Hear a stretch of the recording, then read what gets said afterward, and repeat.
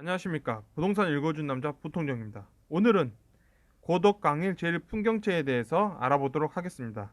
자, 이곳을 보시다면 있는 위치는 무엇이다? 서울이라는 거죠. 서울. 서울에 있다라는 거예요. 그 다음에 고덕 강일이다라는 거죠. 그런데 보시다시피 이런 식으로 해서 역이 있는데 그 역은 예정이라는 거죠. 센터 공원역은 예정으로 돼 있다라는 거예요. 그러면 현재 역은 존재하지 않는다라는 거겠죠. 그리고 그 아래쪽으로 내려가면 이제 강남이 존재하기 때문에 위치상으로는 굉장히 좋은 곳이다 라는 거죠. 그리고 한강이 존재하고 있으니까 그것도 뭐 좋은 곳이다 라고 할 수 있겠죠. 뭐 나머지 학교라든지 이런 것들은 다 갖춰져 있다라는 거예요. 그러니까 우리가 이 상태에서 본다면 역은 예정이다 라는 거겠죠. 9호선 연장이 예정이다 정도로 볼 수 있을 거예요. 그래서 이곳이 지금 얼마에 나왔냐 본다면 이게 25평형이죠. 주택형으로 본다면 84형이죠. 84형. 이 84형에서 8억 9천도 보이고 8억 6천도 보이고 8억 3천도 보이고 8억 5천도 보이고 8억 4천도 보이고 이게 보여요. 그러면 대략적으로 8억 9천에서 뭐 8억 4천 정도 사이에 나와 있다 하면 한 8억 7천 정도면 그냥 중심에 있는 거겠죠. 8억 7천대가 라고 보이는 거죠. 그러면 8억 7천은 2021년도에 몇 점이냐? 9.4점이라는 거예요. 9.4점이면 이 위치에 있는 거죠. 그러니까 서울 역세권과 서울의 어떤 비역세권 그 중간 정도로 나와 있다라는 거죠. 그 가격대가. 그렇다면 고개가 끄덕여지는 거죠. 고개가 끄덕여진다라는 걸 거예요.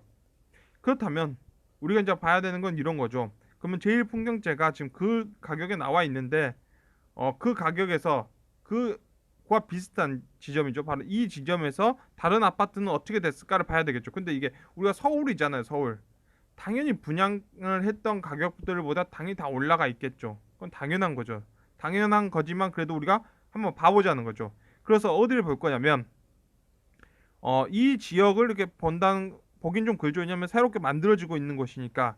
그래서 좀 아래쪽에서 고덕 고덕 그라시움을 보도록 할게요. 고덕 그라시움. 근데 이곳은 자 상일동역이 있기 때문에 이곳은 좀 다르죠. 왜냐면 역세권에서 이제 아니죠. 역세권에서 뭔가 비역세권 아파트에서 이제 역세권 아파트를 봐야 되기 때문에 그래서 우리가 봐야 될 게 이 지점인데 이 지점에 있는 아파트를 보자면 그렇죠. 고덕 그라시움 이 위치죠. 이 위치랑 보면 맞죠.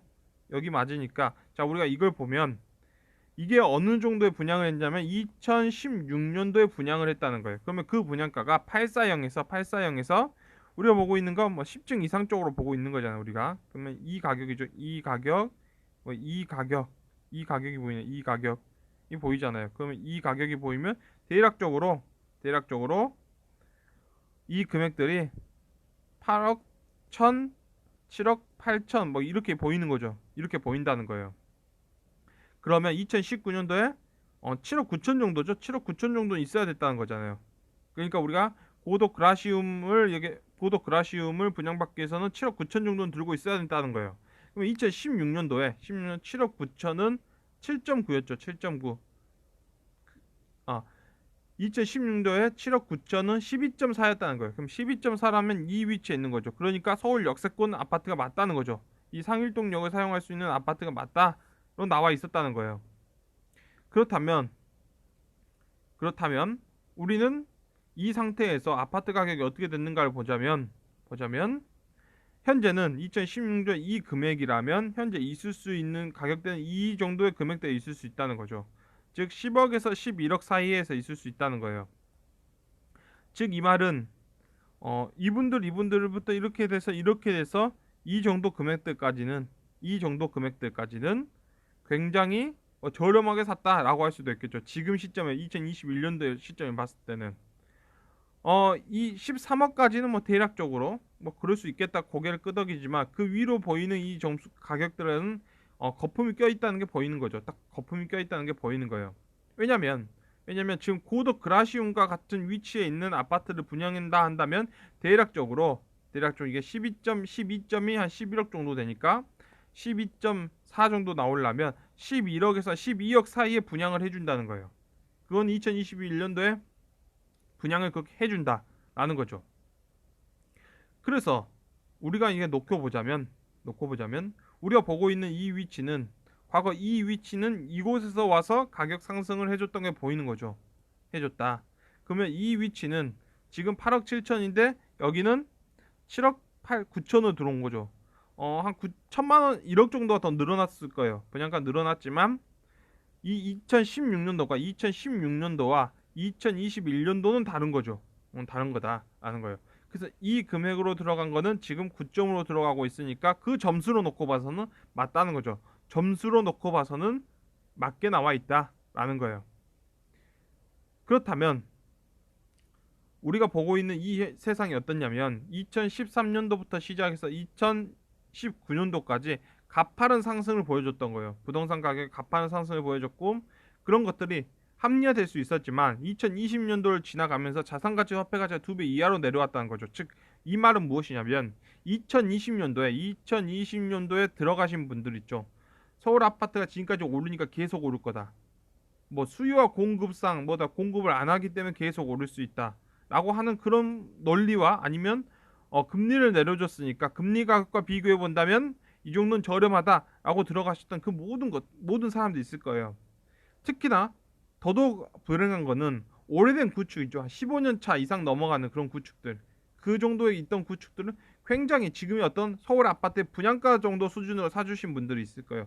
그런 사람들은 굉장히 불쌍한 거죠. 그런 사람들은 굉장히 불쌍해지는 단계다는 거예요. 그래서 그런 지점들을 본다면 그냥 여유를 가지고 서울 아파트를 분양하면 항상 기회가 있었던 지점이었던 거죠. 그런 지점들마다 무엇이냐면 우리가 2016년도에 아파트에 던진 사람은 불쌍한 거고 2018년도에 던진 사람도 불쌍했을 거예요. 그런데 2020년도에 아파트를 던진 사람도 있을 거 아니에요. 매도하신 분들 뭐 1가구 3주택이었는데 뭐 이때 좀 매도하지 하셨던 분들은 굉장히 잘 매도하신 거죠. 근데 이 가격일 때 그거 영끌까지 하시면 사셨던 분들은 슬픈 거예요. 굉장히 슬픈 거죠.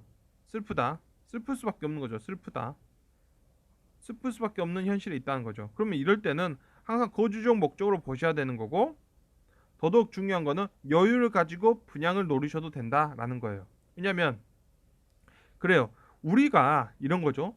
대한민국이 2008년, 2009년도부터 시작해서 여러분들이 어떤 부동산에 상승의 초입구로 할 수 있는 2014년도를 보자면 1만 달러를 올린 거예요. 그러니까 이 나라에 1인당 GDP를 1만을 올렸어요. 근데 이 1만이라는 게 얼마나 큰 거냐면 대한민국이 1980년도부터 해서 95년도까지 할 수 있을 거예요. 아니면 75년도부터 해서 95년. 그러니까 어떻게 보면 대한민국 한 20년 동안 과거죠. 과거에 한 20년 동안 올려야 될 만큼의 어떤 생산성을 끌어올린 거예요.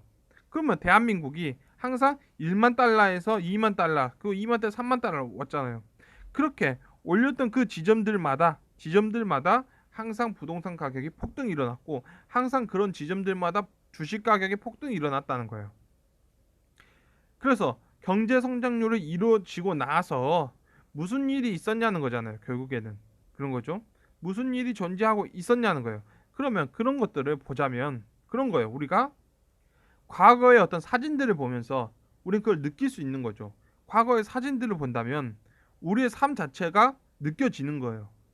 우리의 삶 자체가 뭔가 삶이 우리가 토막토막 나 있었던 사건들 같지만 그 사건들을 결합해 놓고 보면 뭔가 이유가 존재하고 있었던 거죠. 경제가 성장했고 뒤따라서 나온 게 무엇이냐는 거예요. 이게 대한민국만의 문제가 아니라 전 세계의 문제였죠. 그 당시에 4만 달러로 올라갔던 국가들의 문제일 수도 있고 그 당시에 5만 달러, 6만 달러 올라가던 국가의 문제일 수도 있고 대부분 비슷해지고 그런 국가들마다 그곳의 부동산 가격이 오른다, 그곳의 주식 가격이 오른다 했던 이야기들이 나오는 게 있다는 거죠. 그게 무엇이냐는 거예요. 그게 과연 무엇이었냐는 거예요. 그게 과연 금리만 내려줬기 때문에 일어난 일이었냐는 거예요. 금리만 내려주면 모든 문제가 이런 일이 일어나고 금리를 올리면 대폭락이 일어나고 그랬냐는 거예요. 그러냐는 거죠. 그래서 우리가 지금까지 이러한 삶을 살면서 한 거죠.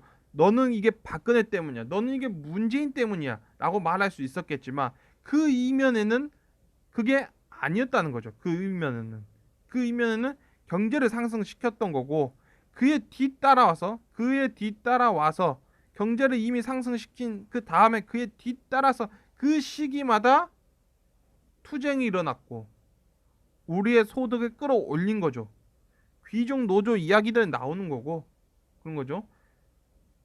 저소득자와 더 많은 돈을 버는 그 소득자와의 어떤 그 차이는 계속 벌어져 가는 그러한 현실이 일어났다는 거예요. 그런데 그러한 현실도 항상 눌림목이 존재한다는 거예요. 눌림목이 존재한다는 거죠.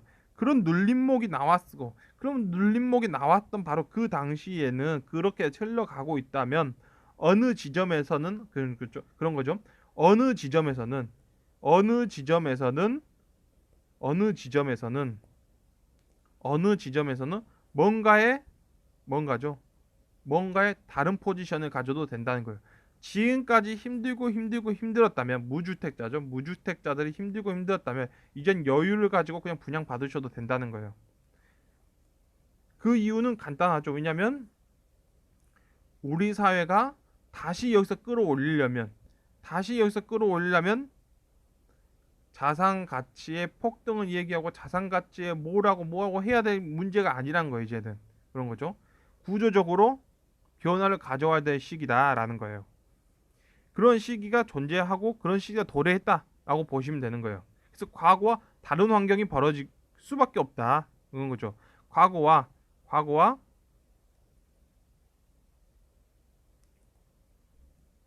자신의 정체성에 굴복했던 대통령, 자신의 정체성을 더 강화했던 대통령, 똑같은 거죠.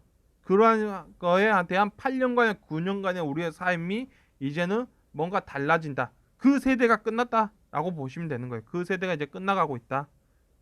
그래서 그 세대는 다른 거죠. 다른 정치인들을 원하는 거고 다른 학파를 원하는 거고 그런다고 보시면 되는 거예요. 자, 그래서 어찌 되었건 우리는 이 분양하고 있는 아파트가 무엇이냐면 그래요.